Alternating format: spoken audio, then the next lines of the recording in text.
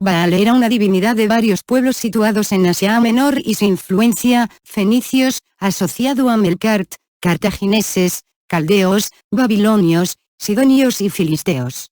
Su significado se aproxima al de amo, o señor. Baal era el hijo del dios El.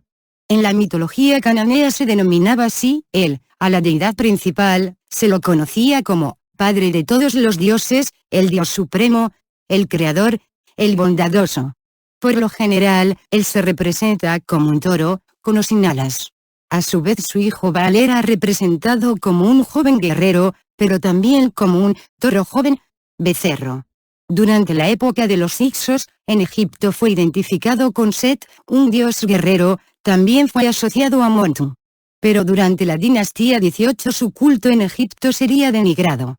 Era el dios de la lluvia, el trueno y la fertilidad. En la Biblia Baal es llamado uno de los falsos dioses, al cual los hebreos rindieron culto en algunas ocasiones cuando se alejaron de su adoración a Yahweh. Ver idolatría. Fue adorado por los fenicios junto al dios Dagón, el más importante de su panteón. Poco se sabía de la adoración a Baal. Hasta que las excavaciones de Ugarit, la moderna Ras Shamra, situada en la costa de Siria, frente al extremo nordeste de la isla de Chipre, sacaron a la luz muchos objetos religiosos y cientos de tablillas de arcilla. Se cree que muchos de esos documentos antiguos, conocidos ahora como los textos de Ras Shamra, son las liturgias o las palabras de aquellos que participaban en los rituales de las fiestas religiosas.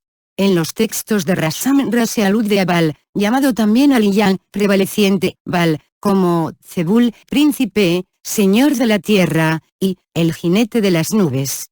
Estos nombres armonizan con una representación de Baal en la que se le muestra sosteniendo en la mano derecha un garrote o maza y en la mano izquierda un relámpago que acaba en una punta de lanza. También se le representa llevando un yelmo con cuernos, lo que parece indicar una estrecha relación con el toro, símbolo de la fertilidad. Baal era el hijo del dios El. En todo el levante mediterráneo y la mitología cananea se denominaba así, El, a la deidad principal, se lo conocía como padre de todos los dioses, el dios supremo, creador de todas las cosas, padre de la raza humana y de todas las criaturas. Aparte de ser llamado el creador, también era llamado el bondadoso. Por lo general, él se representa como un toro, con o sin alas. También lo llamaban Eloa, o Ela, y su esposa principal era Asera, Astoret, Atirat o Istar. A su vez su hijo Baal era representado como un joven guerrero, pero también como un toro joven, becerro. En Ugarit el templo de Lildayan y Baal estaban juntos. Baal era ya venerado en el tercer milenio a.C. por los semitas amorreos, su nombre propio era Adad, con sus variantes Adad, Adu, Adu, Ad, Ad. Ese culto fue introducido en Egipto aparentemente por los Hicsos, pueblos de origen semita que hacia el S. 18 a.C. reinaban en el delta del Nilo. En la antigua región de la Palestina no suele llover desde finales de abril hasta septiembre. Las lluvias comienzan en octubre y continúan durante todo el invierno hasta abril, gracias a lo cual crece una abundante vegetación. Se creía que los cambios de estación y los efectos subsiguientes eran ciclos producidos por los interminables conflictos entre los dioses. El que cesasen las lluvias y se marchitase la vegetación se atribuía al triunfo del dios Mot, dios de la muerte y la aridez, sobre Baal, dios de la lluvia y la fertilidad, lo que obligaba a este último a retirarse a las profundidades de la tierra. Por otro lado, se pensaba que el comienzo de la estación lluviosa indicaba que Baal había despertado a la vida, lo que era posible gracias al triunfo de Anat, su hermana, sobre Mot, permitiendo que su hermano Baal volviese al trono. La unión de Baal con su esposa, probablemente Astoret, se creía que garantizaba la fertilidad durante el año entrante.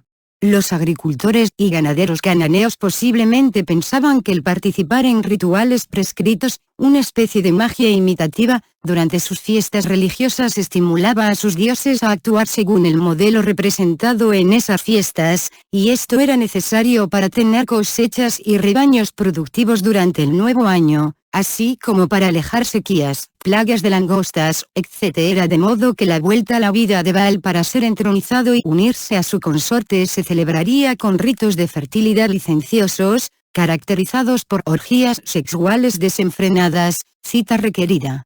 Toda ciudad cananea debió tener su santuario en honor al Baal de su localidad. Asimismo, se nombraban sacerdotes para dirigir la adoración en estos santuarios y en los muchos lugares sagrados que se hallaban en las cumbres de las colinas cercanas y que eran conocidos como lugares altos. Es posible que en el interior de dichos lugares sagrados hubiese imágenes o representaciones de Baal, en tanto que en el exterior, cerca de los altares, se encontraban las columnas de piedra, probablemente símbolos fálicos de Baal, los postes sagrados que representaban a la diosa Aserra y estantes de incienso. Véase poste sagrado. Uno de los textos de Rasamra menciona una ofrenda a la reina Sapas, el sol, y a las estrellas, y otro alude al ejército del sol y la hueste del día. Cada localidad tenía su propio prefijo o sufijo en nombre de Baal, al que se solía calificar mediante un nombre geográfico, como tributo al nombre de Dios. Por ejemplo, el Baal de Peor, Baal Peor, adorado por moabitas y madianitas, tomó su nombre del monte Peor. Más tarde, los nombres de esos Baales locales llegaron a incorporarse, por metonimia, a los mismos nombres geográficos, como por ejemplo, Baal Hermón, Baal Azor, Baal Zephón, y Bamot Baal. Para el cananeo en realidad solo existía un dios Baal.